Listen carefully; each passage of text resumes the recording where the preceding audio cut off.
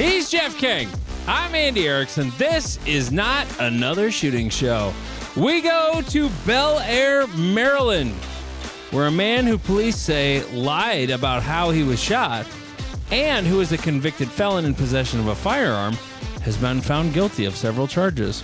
This happened back in January of 2023. The Hartford County Sheriff's deputies in Maryland were called to the Bel Air home of John Thomas Preston Jr. after receiving a report of a shooting. He had a gunshot wound on his left thigh that was an entry wound and an exit wound in his left shin. Owie. Damn. Detectives found a bullet in Preston's sock and a shell casing near an exterior side entrance to the home. Preston told police he was followed home by a vehicle and shot by someone when he got out of his vehicle. But as he was questioned by detectives, he gave conflicting versions of his story and couldn't provide identifying information about the shooter or vehicle. Detectives eventually determined that he had accidentally shot himself in the leg. Preston has prior felony convictions for possession with intent to distribute controlled substances and, of course, cannot own a firearm, per Maryland law. Search warrant was executed, and they found a short-barreled shotgun with a scratched-off serial number. Oops. There's another felony. A shell casing matching the one found inside the vehicle, matching the one found outside, and a Rossi .357 revolver, and obsolete .45 caliber ammunition for any of his guns. Of course, it's a Rossi. Yeah, and then .45 ammo for a gun he doesn't own. He was found guilty for being a felon in possession of a firearm, possession of a rifle or shotgun, making false statements to police, and several other related charges. So there you go. Naughty boy. Well, and just the whole... So he shot at you as you were getting out of your vehicle, and it hit you in the top of the thigh, and then it came out your shin? Have you seen the movie JFK? Correct. The magic bullet? The most magic. The most magical bullet that has ever been magicked. There was some dude that got shot in the forehead, and it didn't. I don't think it penetrated the skull, but it like went down through his like body and came out his neck. It was crazy. Yeah, no, weird stuff has happened with gunshots. Like bullets do weird things when they hit stuff. They're not bullets when they hit stuff are not invincible. Yeah. There have been people shot in the head with a .22, and the bullet basically went around the skull. Yep. Like, it just tore a big cut in their skin because their skull was too hard, and the bullet, or whatever was left of it after it hit the skull, just sort of wrapped around the side of the skull. Yep. And, bullets do weird things when they hit stuff. They don't just go straight. I literally missed an antelope hunting with my buddy Tyler the Suppressor because the bullet hit a blade of grass right in front of my muzzle. Yep. And altered the trajectory so much, we did not even see an impact on dusty, rocky ground where we should have seen an impact if it missed. So, yeah. And it was like a 300-yard shot. So, like, it went, we heard it hit something. We heard it go, Pew! But no idea where it went. Well, and it's like when you shoot barrels at USPSA matches, you're like, oh, a random plastic barrel would not affect a bullet, and you're like, nope, off into the ether. It can do that, or it can go wow, wow, wow, wow, wow, wow, wow, wow, and end up in the barrel. Yeah, or that pop happens out too. Of the barrel. Yeah, or there's one that. Yeah, I remember seeing oh God, who's that? Who's the guy on Instagram? He's a pastor. Does all the shooting stuff. Oh, active self-protection? No. Oh. No. Lean guy. That guy's a pastor, the active self-protection guy? I think so. No. True Exodus. That's what I'm thinking of. He was shooting 300 blackout and hit a barrel, and it actually like went in the rim of the barrel, spun around, and it was like spinning like a top on the top of the barrel. And then he like grabbed his camera and like went up to it. This was years ago. Long time ago. Kind of like the videos you see where people like shoot into ice and then you can watch the bullet still spinning or like. Yeah. Bullets are weird. Bullets do weird stuff. the high frame rate cameras, like those 10,000 frame per second cameras, when they take the super slow mo video of bullets doing stuff, like it's fascinating to me watching them do what they do when they hit stuff. Like, I mean, if it wasn't for that, we wouldn't know. When bullets, because if you take a hunter safety course these days, for the most part, they're still going to tell you, make sure your bullet doesn't hit a flat rock, because that'll ricochet right back at you. Well, okay, if it's a flat rock on the ground and it hits it as you shoot down, like, it'll skip like crazy. Yep. But, like, when bullets hit hard things, they pretty much just splatter. A piece may come back at you, but, like, the bullet itself is not coming back, obviously. Right. But, like, my dad, I had this giant argument with my dad about why 357 and 38 impact so differently. They got shot out of the same gun. And because he read an Elmer Keith article back in the 70s, he just swore up and down, well, the 38 special's going so slow that the gun's tipped up in recoil before the bullet even leaves the barrel, which is not true. No. The bullet's long gone before recoil is even felt by the shooter. Right. And I was like, I'm trying to not be an asshole about it, but I'm like, that's not how it is. But, it's hard to convince somebody who read an article by the expert back in the day. Right. And especially, honestly, it doesn't even, well, as the modern world has proven, it doesn't actually need to be an expert. It just kind of needs to be the first thing that you read and went, yeah, that makes sense. Yeah. Like, as long as you do that, it is very hard to convince a motherfucker about basically anything. Yeah. And, I mean, it wasn't that Elmer Keith didn't know what he was talking about back in the day, but he just didn't have all the information because technology didn't allow it. There weren't cameras back then that could show what happens precisely as a gun goes off or whatever. But anyway, so it is the off season. And so it's a little harder to do our show right now because we've been doing it for almost a year now, I think. I forgot when was our first show?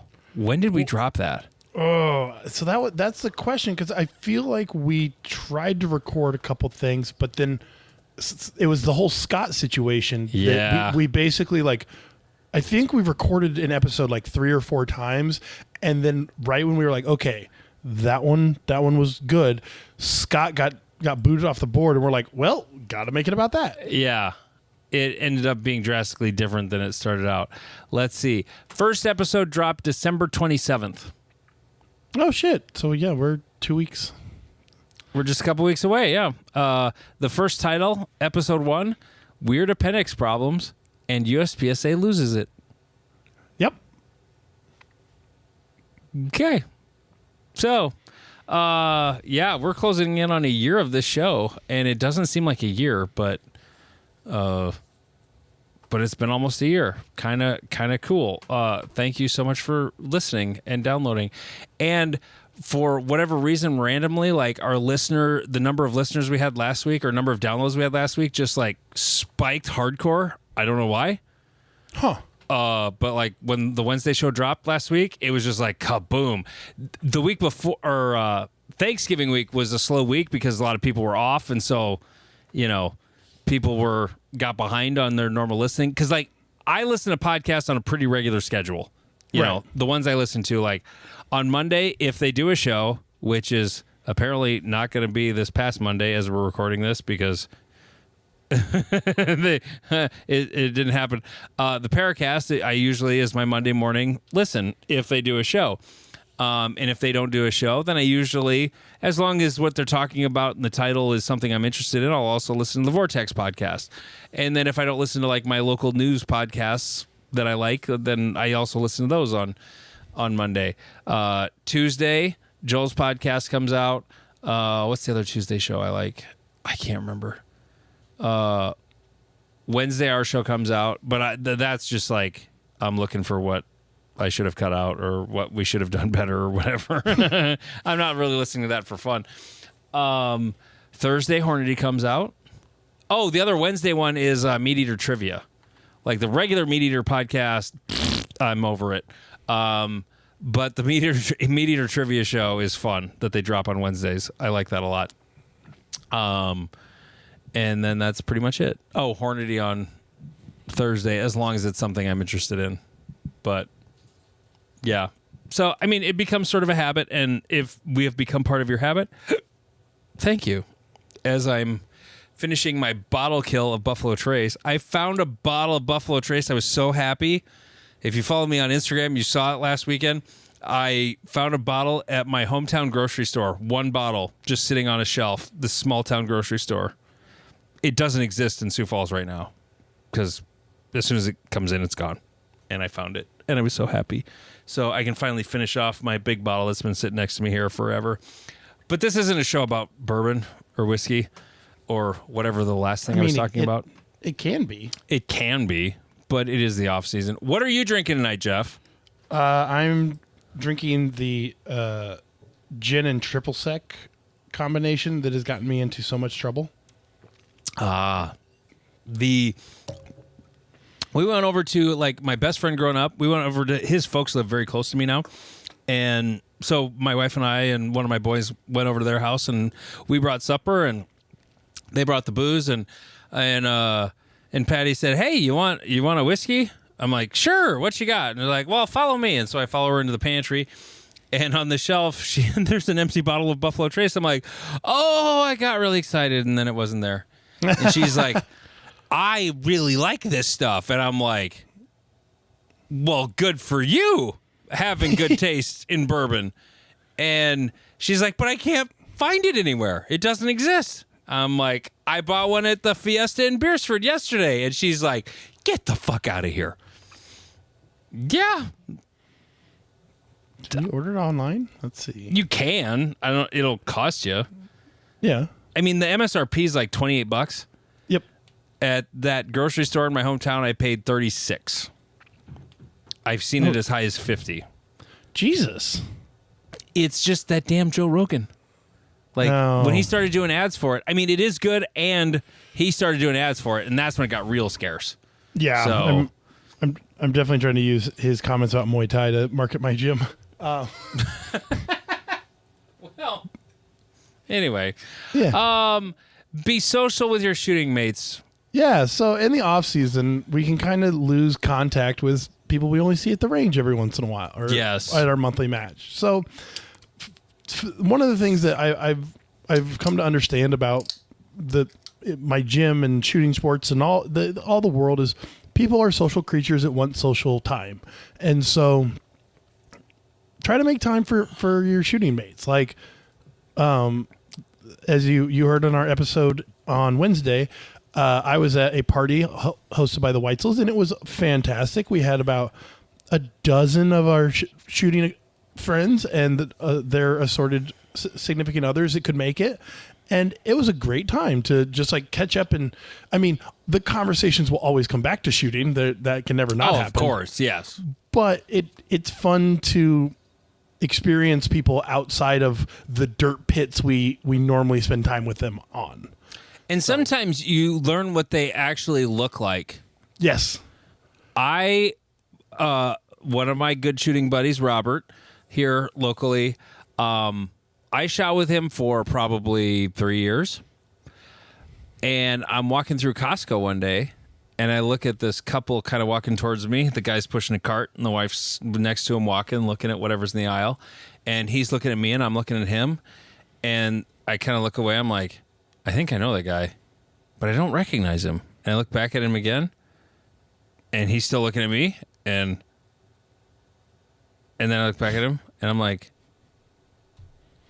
"Oh, Robert." He's like, "Yeah, that is you." And I get fooled by people wearing sunglasses. Yep. Like, Michael Jackson could have worn sunglasses, and I wouldn't have known it was Michael Jackson. Like, yeah. It actually confuses me. So, like, when you see people not wearing their Oakleys or whatever, like, that's the best thing I love about Hunter's HD Gold glasses is you can still see people's eyes. You can still see what they actually look like. Yep. Through their glasses. If you're wearing, like, dark or mirrored lenses, I was like, is that, oh, that is him. Okay. I've known the guy for 3 years. I didn't know what he actually looked like because I'd never seen him without sunglasses on. Well, and it's also the hat.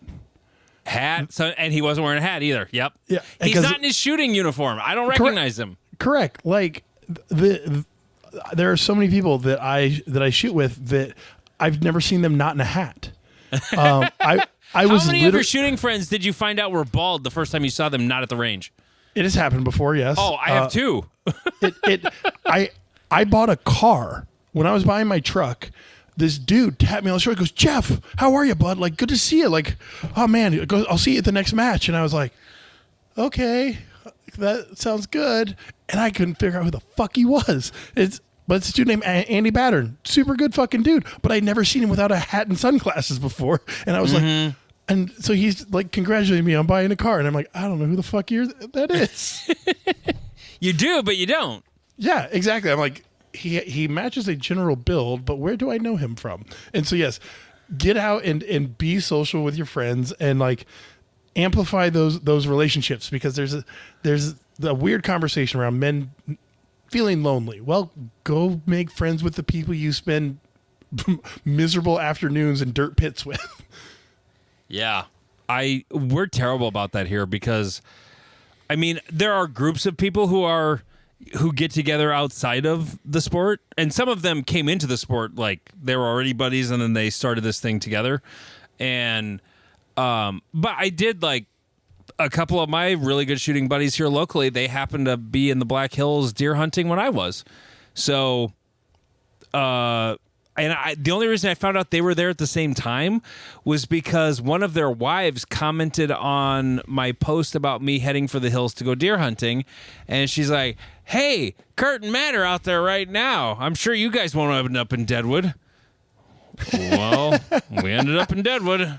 And, and went out for supper and had a great time, that Saturday night that I was there. So it was super fun. Like, I mean, my shooting friends are my friends because they're my friends. It just happens to be we have this built-in time to hang out. So you forget to build in time to hang out with those people outside of that.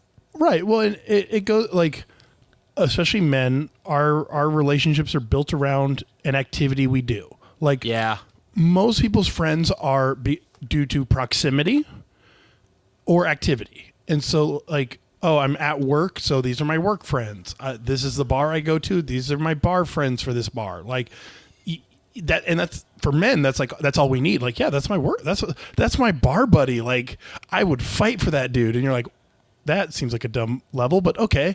But that's just how we make. Like, my shooting friends are my shooting friends. I know nothing about them. Like, any women who listen to this, I'm sure we have a couple. We know nothing about our friends.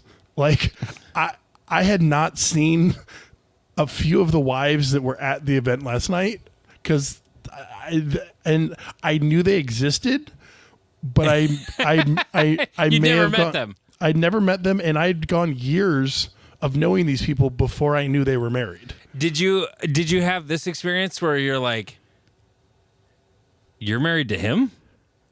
Like, you met the wife and it's like he's either way over his skis or maybe way under his skis. Yes. Whichever it will happen to be. Well, yeah, and like I met Steven's wife for the first time. I was like, "Oh, you do exist. This is fun."